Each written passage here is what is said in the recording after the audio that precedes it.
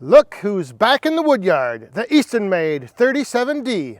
A few weeks ago, I took the 37D up to Rick's woodyard, and if you recall, when I got there, I showed in the video the large pile of logs that he had waiting, that he had been collecting throughout the summer and last fall, from all of his tree jobs.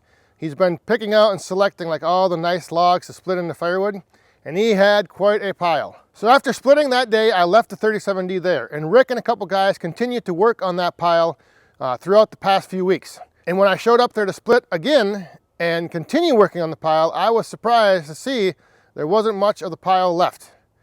They had worked through almost the entire length of that pile. A lot of wood got split. And the pile that he had, like when we started, the pad that he was putting the wood into was completely empty.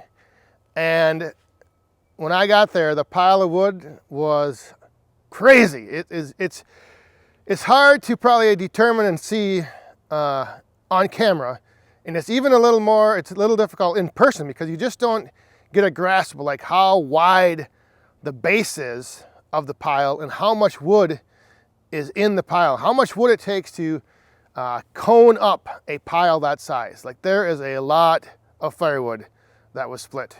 So we kept working, splitting down more of those logs into firewood. We knew we probably weren't going to finish that whole pile, but the amount of wood that was split with the Easton-made 37D and kind of Rick's setup with how he's got things positioned and how it's pretty much a two-man operation, and a two-man operation where each guy can kind of just keep working, not at a crazy fast pace, but the production is still at a pretty high level of output. So here now is some footage from splitting up at Rick's for the final day with the Easton-made 37D, because now she's back in the woodyard.